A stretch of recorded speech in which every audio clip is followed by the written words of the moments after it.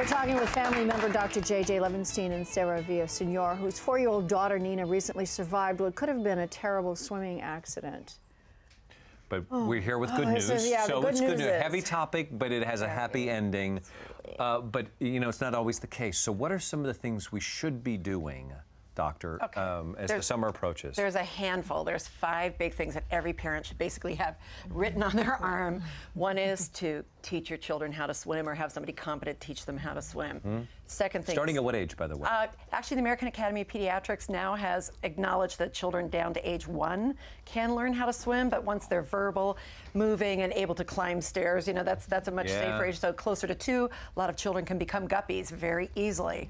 And with repetitive practice, it's amazing what little ones can do. So number 1 is teach your children how to swim. Number 2 is to teach yourself and your children how to be water safe, and that means respecting the pool and the water area and having very stringent rules about that. Third is to learn CPR and to update your skills every year or 2. That is really, really key, because the rules have changed, and what your dad thought might have been appropriate CPR has now been replaced by a much simpler thing that we'll talk about. Fourth is to gate your pool on all 4 sides, and not only your pool, but if you have a jacuzzi, if you have a pond, if you have any standing body of water on your property, please gate it. And if your neighbors have pools that are ungated, help them install latches so that your kids can't wander next door, because a lot of drownings happen under circumstances like that. And the other thing is to be present and be alert as a parent. You can't be distracted at poolside. You can't take your attention off your child even for a moment. And accidents do happen, but with conscious effort now, we can make plans as families and as individuals so that no one else has to have your story. Well, what's the difference between swimming and then water safety? Well, swimming is the ability to actually get in the water and navigate across the pool and hold on to the ledge and get out of the pool and to enjoy yourself. But water safety is different. So for children, when we're impressing water safety on them, it's respect the pool. You don't go there unless you're with an adult, period. End of story. You always swim with a buddy. You never swim alone. So if you're with your child and it's just the 2 of you, you're in the water, okay, or a competent adult.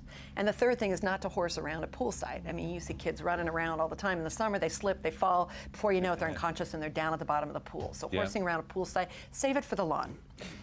You, in this case, Sarah, your daughter had the little floaties on, right? She did, yes. She actually had a zip-up vest also, which she had taken off within seconds. Taken off the floaties and wanted to be like Big Brother and swim. And swim, so that's what it was. And for adults, for water safety, it's recognizing that you need an approved flotation device if your kids do not know how to swim, so a Coast Guard approved device, and there's specific labeling on those things. Also having a plan to keep your pool environment safe, so having a phone that works and not being on it, having a life preserver or a hook at poolside, and also just being cognizant that you have to have a chain of responsibility. So if you are leaving, that someone replaces you who not only is vigilant about watching your children, but can swim themselves. It's amazing. At the pool watching rather than doing something else. And we assume that every adult can swim and many cannot. So when we have our chain of responsibility, we have to make sure that whoever accepts that responsibility can swim as well. Well, chain of responsibility, does that include being certified in CPR? Should we do, even if we don't have children? I think it's such a key life-saving skill for anybody to have, because we could be a bystander. I know myself, before I became a doctor, I gave 3 or 4 Heimlich maneuvers. I gave CPR to someone who was down on the street, and they weren't related to me. I could have just walked by, but I made a difference in their lives. So it's a very easy skill to learn, and it's now very generic. The same CPR rules apply for infants, children, and adults.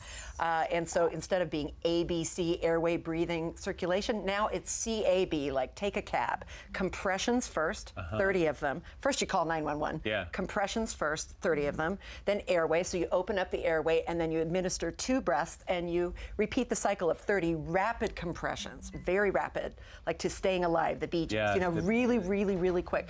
And that way you wait for help to come and you get that circulation of the brain, and that's what research has shown to be life-saving. And your dad did that. Yes. So he shouldn't think that he did something wrong.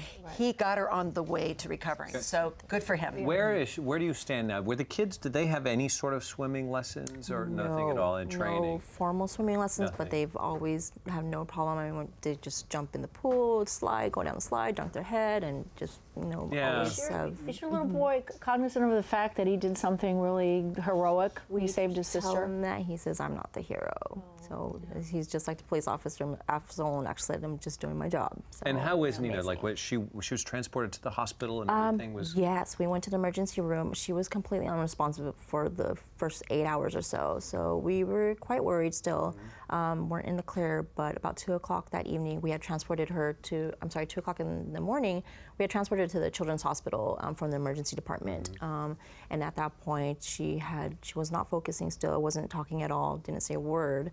So about 2 o'clock that morning, she opened her eyes, finally focused on me, and said, "Where's my binky?" So, like, okay, yes. I was trying to get rid of the thing, but does she have recollection of anything? She doesn't remember anything. No. Yes, so thankful to God. But she went over to my dad's house probably a few days later, and she said, "Oh, let's go swimming." Like nothing. Sure. So yeah. What's it like for you though as a mom? Do you relive that moment over and over again? Day. Are you okay now? I am okay. How are you coping? But I just stare at her in amazement. I just catch myself just staring at her. I'm just so thankful that she's here. But yeah. So I'm going to leave you with the last word. Sure. For those who are watching, and like I grew up in Iowa where there wasn't much water around, and their moms are sitting out there thinking, "Oh, this is never going to happen to me." What would you want them to know or be aware of? Be the crazy paranoid parent where you will take them out of the pool if you're not going to be within an arm's reach. Within an arm's reach. So we had 4 adults there, 2 older kids, 1 in the pool with her, completely visible, and it's a silent killer for a reason, is what the social worker told me at the hospital. So there was no struggle, no splash, nothing. She just kind of started slowly sinking without any sound. So be the crazy paranoid parent. Yeah, absolutely. Thank you for having me. Thank you. I'm sorry you had to go through that, but there's a lesson in it. Absolutely. Thank you so much. Yeah, and much like CPR, teach your children to swim even if you don't have a body of water, even if you don't have a pool, because at some point in their life they're going to encounter water, and better that they're safe than sorry. Thank you, Doctor. You can get CPR certified from the American Red Cross, local hospitals, and many other organizations.